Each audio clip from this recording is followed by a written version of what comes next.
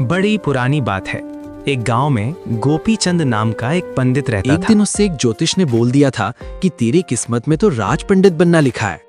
बस तभी से वो अपना काम धंधा छोड़कर सारा दिन खटिया पे लेटा लेटा राज पंडित होने का सपने देखता रहता था। अरे ओ कमला, तेरे पति को महाराज ने राज पंडित बनाने के लिए बुलाया कि नहीं?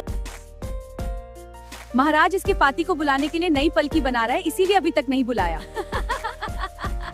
इस तरह का मजाक उड़ाने के कारण कमला गुस्से से वहां से चली जाती है।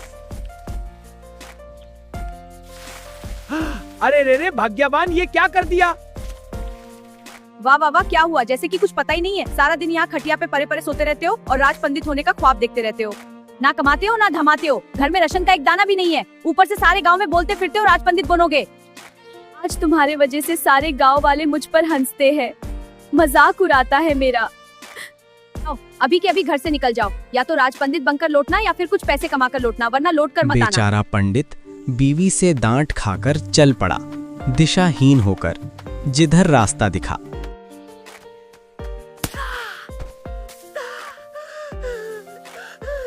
हाँ, तो मैं खटिया में लेते लेते इतने अच्छे सपने देख रहा था। बीवी के वजह से अब मुझे जंगल जंगल भटकना पड़ रहा है। ऊपर से इस कंते के बच्चे को भी अभी ही चुभना था। उफ, इतना दर्द हो रहा है। हे भगवान, अब मैं क्या करूं? तभी भगवान शिव जी और माता पार्वती आकाश मार्ग से उधर से जा रहे थे। देखिए ना, भगवान वहाँ बैठकर कोई रो रहा है। ये कामचोर अपने किस्मत का रोना रो रहा है। भगवान, आप इसकी कुछ मदद करो ना। आलसी की मदद खुद भगवान भी करना चाहे तो कोई फायदा नहीं होता है। ठीक है भगवान, आप जब तक इस आदमी का मदद नहीं करेंगे तब तक मैं यहाँ से नहीं जाऊंगी।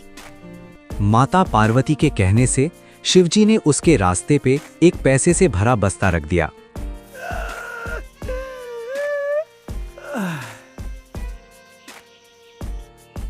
पता नहीं अंधा आदमी किस तरह से रास्ते में चलते हैं। आज मैं भी आंख बंद करके चल के देखता हूँ। पर वो आंख बंद करके वहां से निकल जाता है। देखा, मैंने पहले ही बोला था, आलसी आदमी का मदद भगवान भी करना चाहे तो भी कोई लाभ नहीं होता। नहीं, आप एक बार और इसकी मदद करिए, फिर मैं यहाँ से जाऊंगी। ठीक है, जैसी तुम अच्छा समझो।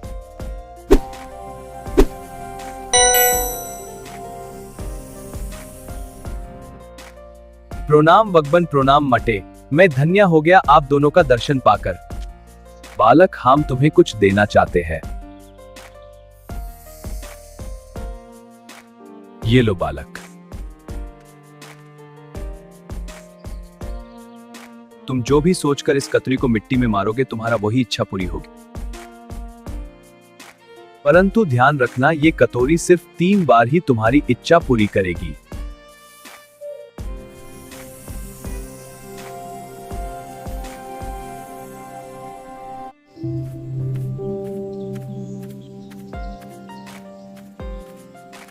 तुमको मैं बोली थी कि राज पंडित होकर लौटना या फिर कुछ पैसे कमाकर लौटना, और तुम ये कोटरी लेकर लौट आए।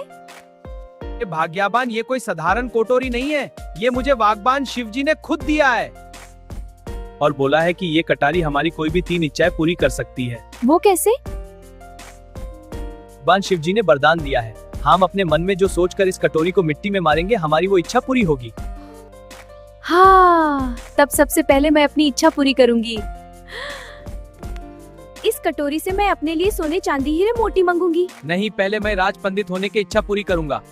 नहीं नहीं, पहले मैं अपनी इच्छा पूरी करूंगी। नहीं, पहले मैं मांगूंगा। देखो, तुमको मेरे सर की कसम है। क्या सर की कसम दिया? जाओ, तुम्हारा सर ही सर हो जाए। ये कटोरी चमकने लगी है और रंग बिरंगी रोशनियां।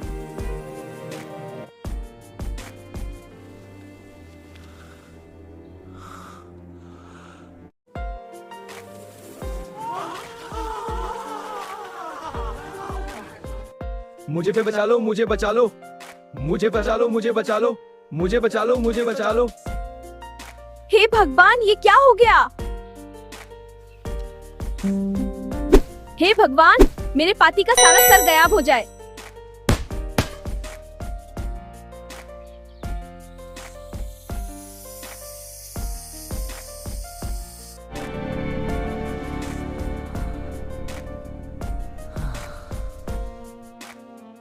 हे भगवान, ये क्या हो गया?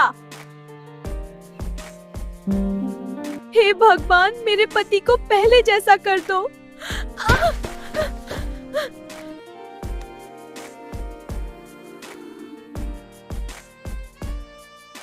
अरे भाग्यवान, ये तुमने क्या कर दिया?